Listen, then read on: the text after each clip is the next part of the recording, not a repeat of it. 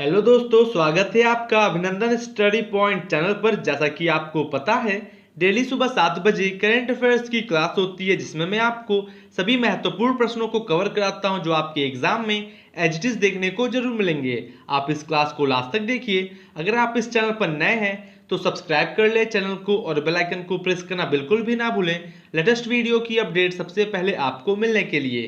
तो आइए स्टार्ट करते हैं आज की क्लास को। पहला प्रश्न है, क्वेश्चन ऑफ द डे, विश्व आर्थिक मंच अपनी 2021 वार्षिक बैठक कहां आयोजित करेगा? Where will the world economic forum hold its 2021 annual meeting? Right answer होगा option number D, Singapore. Discuss करते हैं फुल डिटेल में। विश्व आर्थिक मंच 13 से 16 मई 2021 तक सिंगापुर में अपनी 2021 की वार्षिक बैठक आयोजित करेगा। विशेष वार्षिक बैठक 2021 वैश्विक महामारी की शुरुआत के बाद पहली बार व्यक्तिगत रूप से व्यापार, सरकार और नागरिक समाज के नेताओं के लिए एक बैठक होगी और इस बैठक के 2022 में दावोस में होने की उम्मीद है। आप ये समझ गए होंगे, महत्वपूर्ण है एग्जाम के लिए। सिंगापुर की राजधानी है कैपिटल सिंगापुर सिटी और करेंसी है मुद्रा सिंगापुर डॉलर। प्रेसिडेंट है राष्ट्रपति हलीमा याकूब और नेशनल गेम है फुटबॉल। अगला प्रश्न है, किस राज्य ने घोषणा की है कि सरकारी अस्पतालों में रक्त की खरीद के लिए कोई शुल्क नहीं लिया जाएगा? महाराष्ट्र राज्य ने घोषणा किया है कि सरकारी अस्पतालों में रक्त की खरीद के लिए कोई भी शुल्क नहीं लिया जाएगा। महाराष्ट्र सरकार ने घोषणा की है कि सरकारी अस्पतालों में रक्त की खरीद के लिए कोई शुल्क नहीं लिया जाएगा।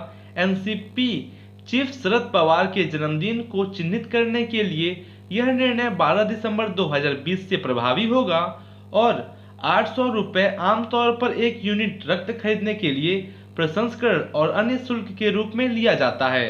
अब सभी सार्वजनिक अस्पतालों में अमीर या गरीब सभी रोगियों के लिए मुफ्त में उपलब्ध होगा, जो कि काफी अच्छा इनिशिएटिव है। महाराष्ट्र राज्य को आप मैप में देख सकते हैं। यह राज्य बना 26 जनवरी 1950 को। कैपिटल है मुंबई। नंबर ऑफ डिस्ट्रिक्ट है 36। गवर्नर है भगत सिंह कोश्यारी और चीफ मिनिस्टर उद्धव ठाकरे हैं। लोकसभा सीट्स है 48 और राज्यसभा सीट्स 19 है। नेक्स्ट है, मौद्रिक नीति में की गई घोषणा के अनुसरण में निम्नलिखित में से किसने गैर बैंकिंग वित्तीय कंपनियों के द्वारा लाभांश की घोषणा पर एक परिपत्र जारी किया है? राइट आंसर होगा option number B, RBI. Discuss करते हैं इस प्रश्न से रिलेटेड कुछ इंपॉर्टेंट पॉइंट्स के बारे में। आरबीआई ने मौद्रिक नीति में की गई घोषणा के अनुसरण में गैर बैंकिंग वित्तीय कंपनियों के द्वारा लाभांश की घोषणा पर एक मसौदा परिपत्र जारी किया है। तदनुसार जमा करने वाली एनबीएफसी और व्यवस्थित रूप से महत्वपूर्ण गैर डिपॉजिट लेने वाली एनबीएफ के पास शुद्ध गैर निष्पादित संपत्ति 6% से कम होनी चाहिए और पिछले 3 वर्षों के लिए कम से कम 15% की पूंजी पर्याप्तता अनुपात होना चाहिए। दोस्तों, मैं इतना फुल डिटेल में इसलिए डिस्कस करता हूं आपके एग्जाम में प्रश्न कहीं से पूछा जाए, आप आसानी से सभी प्रश्नों को कर सकें। भारतीय रिजर्व बैंक का गवर्नर है शक्तिकांत दास और इसका हेडक्वार्टर है मुंबई में और इसकी स्थापना हुई थी आरबीआई की 1 अप्रैल 1935 को। दोस्तों, आप इस क्लास को लास्ट तक देखिए, आपको बहुत कुछ सीखने को जरूर मिलेगा, आप में इम्प्रूवमेंट होगा और आने वाले एग्जाम्स के लिए आप काफी अच्छे तरीके से प्रिपेयर भी हो सकेंगे। अगला प्रश्न है, मणिपुर के मुख्यमंत्री एन बीरेन सिंह ने जवाहरलाल नेहरू आयुर्विज्ञान संस्थान कॉम्प्लेक्स इम्फाल पूर्व जिले में कितने बेड के साथ एक नए कोविड ब्लॉक का उद्घाटन किया है? 100 बेड के साथ एक नए कोविड ब्लॉक का उद्घाटन मणिपुर के मुख्यमंत्री के द्वारा किया गया है। मणिपुर के मुख्यमंत्री एन बीरेन सिंह ने जवाहरलाल नेहरू आयुर्विज्ञान संस्थान कॉम्प्लेक्स इम्फाल पूर्वी जिले में 10 दिसंबर 2020 को 100 बेड वाले कोविड ब्लॉक का उद्घाटन किया। यह जेएनआईएमएस में 145 बेड वाले मौजूदा कोविड ब्लॉक के अतिरिक्त है और इसकी 10 गहन देखभाल इकाइयां आईसीयू होंगी और मणिपुर में कुल 2759 कोविड बेड हैं। आप ये समझ गए होंगे। मणिपुर राज्य को आप मैप में देख सकते हैं, इसको राज्य का दर्जा मिला 21 जनवरी 1972 को। कैपिटल है इम्फाल। नंबर ऑफ डिस्ट्रिक्ट है 16। गवर्नर है नजमा हेपतुल्ला और चीफ मिनिस्टर एन बीरेन सिंह हैं। Members of the legislative assembly 60। Lok Sabha seats है 2 और राज्यसभा सीट्स 1 है। दोस्तों मैं आपका डेली करंट अफेयर्स के साथ साथ स्टैटिक जीके को भी कवर करता हूं। आपके एग्जाम में प्रश्न कहीं से पूछा जाए, आप आसानी से सभी प्रश्नों को कर सकें। नेक्स्ट क्वेश्चन है, मेडागास्कर हिंद महासागर द्वीप खेलों के 11वें संस्करण की मेजबानी करेगा। इसने निम्नलिखित देशों में से किसकी जगह ली है? क्योंकि मेडागास्कर ने मालदीव की जगह ले ली है। मालदीव ने इंडियन ओशन आइलैंड गेम्स के 11वें संस्करण की मेजबानी करने का अवसर खो दिया है। इंडियन ओशन आइलैंड गेम्स महासंघ ने अब मेडागास्कर को मेजबान देश बना दिया है और Indian ocean island games IOIG एक बहु खेल कार्यक्रम है जो हिंद महासागर द्वीप देशों के एथलीटों के बीच हर 4 वर्ष में आयोजित किया जाता है। आप ये समझ गए होंगे। मालदीव की राजधानी है माले, मुद्रा है करेंसी मालदीवियन रुपया और राष्ट्रपति हैं इब्राहिम मोहम्मद सोली और राष्ट्रीय खेल है एसोसिएशन फुटबॉल। दोस्तों कोई भी कंट्री आपके न्यूज में है, करंट में है, उसके प्राइम मिनिस्टर, प्रेसिडेंट करेंसी से एग्जाम में प्रश्न पूछते हैं, आप ये ध्यान रखिएगा। अगला प्रश्न है, किसने घोषणा की है कि राज्य कैबिनेट ने ताजपुर में एक गहरे बंदरगाह के निर्माण को मंजूरी दे दी है? यह घोषणा ममता बनर्जी के द्वारा किया गया है। पश्चिम बंगाल की मुख्यमंत्री ममता बनर्जी ने घोषणा की है कि राज्य मंत्रिमंडल ने ताजपुर में एक गहरे बंदरगाह के निर्माण को मंजूरी दे दी है और Tajpur deep sea port 15,000 crore रुपए की लागत से बनाया जाएगा और 25,000 लोगों के लिए रोजगार पैदा करेगा। यह राज्य का पहला गहरा बंदरगाह होगा और बंदरगाह पूर्व और पश्चिम मेदिनीपुर दोनों में व्यवसायों को प्रोत्साहित करेगा। आपके एग्जाम में यह प्रश्न पूछा जा सकता है, आप ये समझ गए होंगे। पश्चिम बंगाल राज्य बना 26 जनवरी 1950 को। कैपिटल है कोलकाता। नंबर ऑफ डिस्ट्रिक्ट है 23। गवर्नर हैं जगदीप धनखड़ और चीफ मिनिस्टर ममता बनर्जी हैं। Members of the legislative assembly 295। Lok Sabha seat से 42 और राज्यसभा सीट 16 है। नेक्स्ट है, हर वर्ष यूनिसेफ स्थापना दिवस कब मनाया जाता है? 11 दिसंबर को प्रत्येक वर्ष यूनिसेफ स्थापना दिवस मनाया जाता है। यूनिसेफ स्थापना दिवस हर वर्ष 11 दिसंबर को मनाया जाता है क्योंकि संयुक्त राष्ट्र महासभा ने 1946 यूनिसेफ स्थापना दिवस हर वर्ष 11 दिसंबर को मनाया जाता है क्योंकि संयुक्त राष्ट्र महासभा ने 1946 में इसी दिन यूनिसेफ की स्थापना की थी और द्वितीय विश्व युद्ध के बाद बच्चों को आपूर्ति सहायता और स्वास्थ्य में सुधार करने के लिए यह कार्यक्रम को शुरू किया गया था और अक्टूबर 1953 में UNGA ने कमजोर बच्चों की सहायता के लिए यूनिसेफ के जनादेश को अनिश्चित काल के लिए बढ़ा दिया। आप ये समझ गए होंगे। आपको कहीं भी कोई भी डाउट है दोस्तों, आप कमेंट बॉक्स में कमेंट कर सकते हैं, आपके सभी डाउट को क्लियर जरूर किया जाएगा।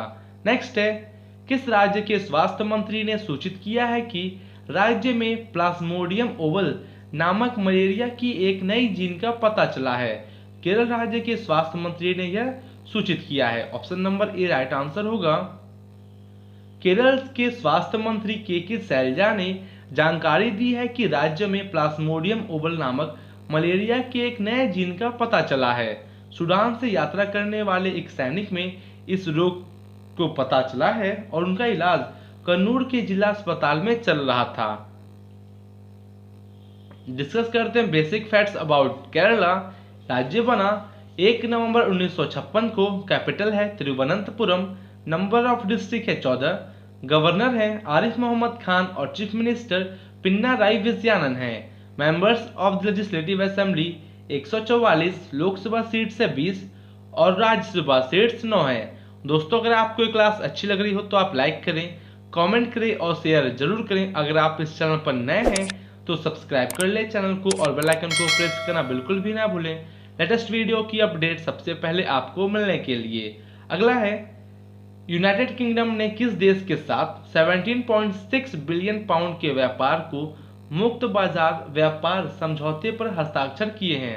यूनाइटेड किंगडम ने सिंगापुर के साथ एक समझौते ज्ञापन पर हस्ताक्षर किए हैं। यूनाइटेड किंगडम ने सिंगापुर के साथ एक 17.6 बिलियन पाउंड के व्यापार वाले मुक्त व्यापार समझौते पर हस्ताक्षर किए हैं। यह ब्रिटेन के द्वारा एशिया प्रशांत क्षेत्र में हस्ताक्षरित दूसरा सबसे बड़ा सौदा था और यह समझौता तब हुआ जब ब्रिटिश और यूरोपीय संघ के अधिकारियों ने यूके के भविष्य के व्यापार संबंधों के साथ गतिरोध को तोड़ने के लिए एक अंतिम कदम लिया है। आप ये समझ गए होंगे। सिंगापुर का कैपिटल है सिंगापुर सिटी, करेंसी है सिंगापुर डॉलर और प्रेसिडेंट है हलीमा याकूब और राष्ट्रीय खेल है फुटबॉल। अगला प्रश्न है, तेलंगाना राज्य सड़क परिवहन निगम ने निम्नलिखित में से किस शहर में घरों के लिए पार्सल वितरण सुविधाएं शुरू की है? तेलंगाना राज्य सड़क ने हैदराबाद और सिकंदराबाद शहर में घरों के लिए पार्सल वितरण सेवाएं को शुरू किया है। Option number D right answer होगा, बोथ ए और बी। तेलंगाना राज्य सड़क परिवहन निगम ने हैदराबाद और सिकंदराबाद में घरों के लिए पार्सल वितरण सेवाओं का शुभारंभ किया। पार्सल सेवा राज्य में थोक माल परिवहन की मांग को पूरा करने और लोगों के घर तक पार्सल रसीद सेवाओं की सुविधा के लिए शुरू किया गया है और सेवा का उद्घाटन परिवहन मंत्री पूर्वदा अजय कुमार ने परिवहन भवन में किया। तेलंगाना राज्य बना 2 जून 2014 को, कैपिटल है हैदराबाद, नंबर ऑफ डिस्ट्रिक्ट है 33, गवर्नर है Tamilisai Soundararajan, members of the legislative assembly 119, chief minister हैं के चंद्रशेखर राव और लोकसभा सीट्स है 14 और राज्यसभा सीट्स 7 है। नेक्स्ट है, इक्विटॉस स्मॉल फाइनेंस बैंक ने 3-in-1 अकाउंट लॉन्च किया है। 3-in-1 के खाते में निम्नलिखित में से कौन सी सुविधा शामिल है? 3-in-1 खाते में बचत, व्यापार और डीमेट शामिल है। Option number D right answer होगा। इक्विटॉस स्मॉल फाइनेंस बैंक ने 3-in-1 अकाउंट लॉन्च किया है।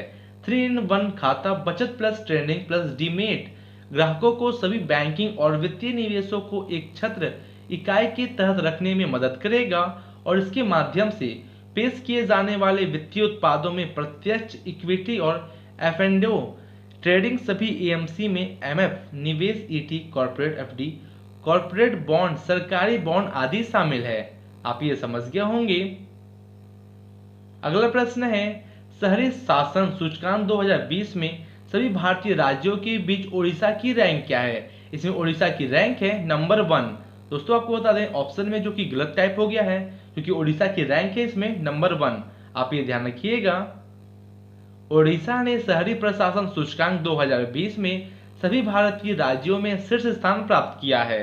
नागालैंड सबसे निचले स्थान पर रहा और महाराष्ट्र, छत्तीसगढ़, केरल और मध्य प्रदेश ने ओडिशा के बाद शीर्ष 5 में जगह बनाई। झारखंड, अरुणाचल प्रदेश, मेघालय और मणिपुर ने नागालैंड से ऊपर सबसे कम स्कोर किया और दिल्ली का राष्ट्रीय राजधानी क्षेत्र एनसीटी 13वें स्थान पर रहा है, जो आपके एग्जाम के लिए सभी चीज काफी महत्वपूर्ण है। ओडिशा राज्य को आप मैप में देख सकते हैं। यह राज्य बना 1 अप्रैल 1936 को और 1 अप्रैल को उत्कल दिवस के रूप में मनाया जाता है। कैपिटल है भुवनेश्वर, नंबर ऑफ डिस्ट्रिक्ट है 30, गवर्नर हैं गणेशी लाल और चीफ मिनिस्टर नवीन पटनायक हैं। Members of the legislative assembly 147, Lok Sabha seats है 21 और राज्यसभा सीट्स 10 है। नेक्स्ट है, कैबिनेट ने अरुणाचल प्रदेश में और आसाम के किन जिलों में मोबाइल कवरेज प्रदान करने के लिए एक सार्वभौमिक सेवा दायित्व निधि योजना के प्रावधान को मंजूरी दे दी है? जो किसने? राइट आंसर होगा आपका ऑप्शन नंबर डी, ए और बी दोनों। कार्बी आंगलोंग और दीम हसाओ के लिए एक योजना के प्रावधान को मंजूरी दे दी है। डिस्कस करते हैं फुल डिटेल में। कैबिनेट ने व्यापक दूरसंचार विकास योजना के तहत अरुणाचल प्रदेश और असम के 2 जिलों अर्थात कार्बी आंगलोंग और दीमा हसाओ में मोबाइल कवरेज प्रदान करने के लिए एक सार्वभौमिक सेवा दायित्व निधि की योजना के प्रावधान को मंजूरी दे दी है और यह परियोजना 2374 असूचीबद्ध गांवों अरुणाचल प्रदेश में 1683 और असम के 2 जिलों में 691 को मोबाइल कवरेज प्रदान करने की परिकल्पना करती है। अरुणाचल प्रदेश राज्य को आप मैप में देख सकते हैं। यह यूनियन टेरिटरी बना 21 जनवरी 1972 को और इसको राज्य का दर्जा मिला 20 फरवरी 1987 को। कैपिटल है ईटानगर। नंबर ऑफ डिस्ट्रिक्ट है 25। गवर्नर है बीडी मिश्रा और चीफ मिनिस्टर पेमा खांडू हैं। Members of the legislative assembly 60। Lok Sabha seats है 2 और राज्यसभा सीट्स 1 है। और नेक्स्ट बात करते हैं आपका असम राज्य के बारे में फुल डिटेल में। असम राज्य बना 26 जनवरी 1950 को। कैपिटल है दिसपुर। नंबर ऑफ डिस्ट्रिक्ट है 33। गवर्नर हैं जगदीश मुखी और चीफ मिनिस्टर सर्बानंद सोनोवाल हैं। Members of the legislative assembly 126। Lok Sabha seats है 14 और राज्यसभा सीट्स 7 है। अगला प्रश्न है 50 Asian celebrities in the world सूची में सोनू सूद का रैंक क्या है। 50 Asian celebrities in the world सूची में सोनू सूद का रैंक है number 1। Option number A right answer होगा। भारतीय अभिनेता सोनू सूद को विश्व में नंबर 1 एक दक्षिण एशियाई सेलिब्रिटी नामित किया गया है। उन्हें कोविड-19 महामारी के दौरान उनके परोपकारी प्रयासों के लिए सम्मानित किया गया है और 47 वर्षीय बॉलीवुड स्टार ने 50 Asian celebrities in the world सूची में शीर्ष स्थान प्राप्त किया। और यह सूची ब्रिटेन स्थित साप्ताहिक समाचार पत्र ईस्टर्न आई के द्वारा प्रकाशित की गई है, जो आपके एग्जाम के लिए काफी महत्वपूर्ण है। दोस्तों, जितने भी क्वेश्चन मैं कराता हूं सभी आपके एग्जाम के लिए महत्वपूर्ण है और ये सभी प्रश्न आपके एग्जाम में एज इट इज देखने को जरूर मिलेंगे। अगला प्रश्न है कांग्रेस प्रोग्रेसिव कॉकस की अध्यक्षता के रूप में किसे चुना गया है। जो कि अध्यक्ष के रूप में चुना गया है किसको, आपको ये कमेंट बॉक्स में कमेंट करके जरूर बताना है। Who has been elected as the president of Congress Progressive Caucus. दोस्तों, ये है आपका आज का homework question of the day और मैं इसका आंसर आपको दोस्तों कल बताऊंगा आपके नेक्स्ट सेशन में। और आपको इसका आंसर आज के कमेंट सेशन में कमेंट करके जरूर बताना है। आशा करते हैं आपको क्लास काफी अच्छी लगी होगी। अगर अच्छी लगी है तो आप लाइक करें, कमेंट करें और शेयर जरूर करें। शेयर करें उन सभी स्टूडेंट्स के पास जिसको इस क्लास से काफी हेल्प मिल सके। तो मिलते हैं आपसे कल और टॉप लेवल के इंपॉर्टेंट क्वेश्चंस के साथ। Thank you and good day.